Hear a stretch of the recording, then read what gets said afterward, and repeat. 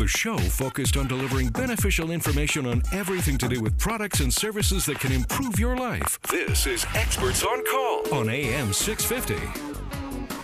And we're back with Pat Williams, who is the chair of the BC Law Institute's Research Committee on the Strata Property Act. This is Key Pacific's Talk About Strata, and I'm Tony Giaventu, your host. Before we go on to the next section, though, I'm just going to give you some information contact. So as listeners, we're encouraging people who live in stratas, who have interest in stratas, investors, to go to the BC Law Institute's website. It's bcli.org, bcli.org. And on the site, you'll see the consultation papers. The best thing to do is print off the summary consultation on terminating a strata. It's only 10 pages long, and then go in and do the feedback and the comments, and we really would appreciate your participation in the project. There's more information also available on the Condominium Homeowners Association website, and that's choa.bc.ca, and we love your emails, so if you have a question that deals with your strata or strata living, send your emails into radio@keypacific.com. radio@keypacific.com.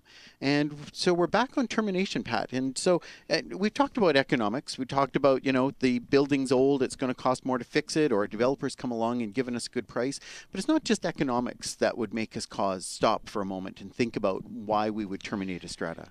No, there's much more than that. And when we prepared the consultation paper, we actually wrestled with how many scenarios we should talk about. So we used 3 scenarios, which we've basically talked about on this program. But there are other scenarios in which there would be liquidation. There could be an expropriation by a municipality or a regional district or that kind of thing. So a new SkyTrain line goes through the neighborhood, and you have a property that there's strata property on, and they're going to need to basically take the land. Exactly. The other is I have a number of clients who are phases. Now, under the Strata Property Act, a phase is typically a different building or different buildings, but it's still the same strata corporation. And in some cases, the owners in these phases, when they purchased, they thought, or it was represented to them by the developer, that they would be autonomous. In other words, they would be their own strata corporation. In fact, they're not. They're their own phase, but they could be one of many phases in the same strata corporation. Each phase is a different building.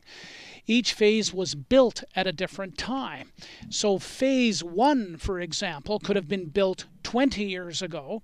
Phase 4 could have been built 10 years ago, and yet the owners in phase 1 are still responsible for the building envelope of phase 4, and the phase 4 owners are responsible for the building envelope of phase 1, which is 10 years older than they are. They would love to liquidate or terminate because they want to be autonomous. In other words, each of those buildings upon liquidation could be their own strata corporation. So a termination of a strata corporation isn't necessarily knocking a building down. What it is it is erasing the strata corporation, and there could be a number of different strata corporations that pop up that are already there. Right. So it's, there's a little buyer's message in that too, of course. If you're a buyer coming along to buy into a strata, make sure you have all of the documentation from land titles before you purchase, so you understand what this strata development really looks like. Absolutely. And there was a court case on that, LMS 2153, in which the third phase was 10 years newer than the first phase, and the court held those third phase owners had to share by unit entitlement the cost of the complete remediation of the first phase building. Right.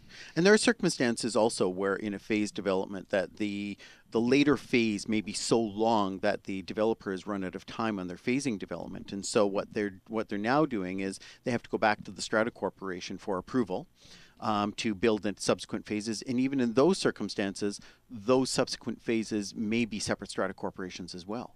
Exactly. So we see all kinds of variations. What about insurance claims? So there's a fire. The building has a major fire. 60% of it is burnt out. Who makes the decision whether they're going to repair that building or not? Well, it's a combination of both the insurance company and the owners. The owners can vote to not fix.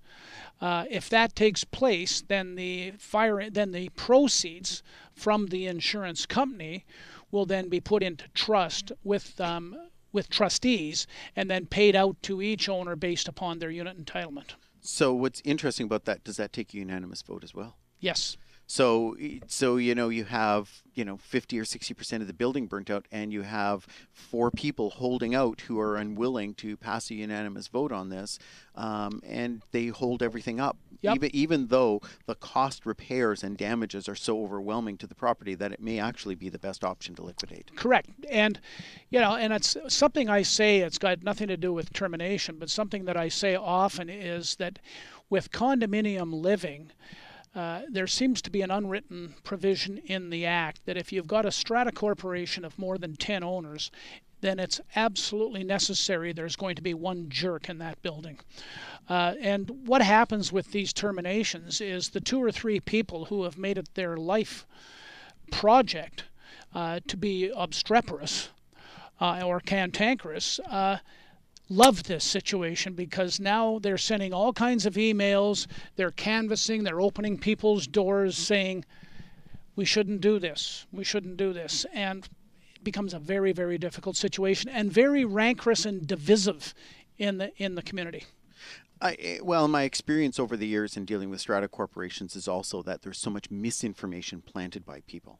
That clearly this is a much easier process for strata communities if they can retain somebody who can represent them and provide them with clear answers, provide them with good representation, provide them with good step-by-step instruction as they go through it. And that's why I said a half an hour or so ago that on the process information meeting. Yes. That wasn't a meeting in which you're voting. Yes. It's an information meeting so that all owners can come and ask independent professionals questions, so that they can make a decision eventually in which they know all the answers, or as many answers as they can. An informed decision, essentially.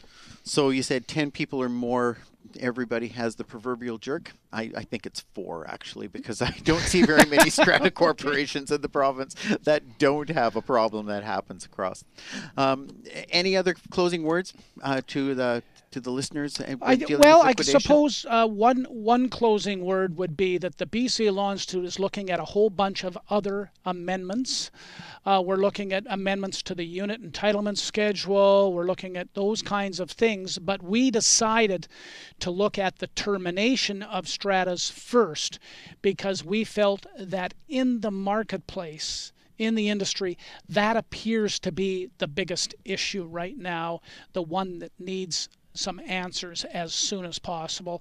And a lot of industry people out there are looking forward to this being resolved sooner rather than later. Well, Pat, thanks so much. Pat Williams from the BC Law Institute, and please go do the survey, bcli.org. I'm Tony Giovento, your host. You've been listening to Key Pacific's Talk About Strata.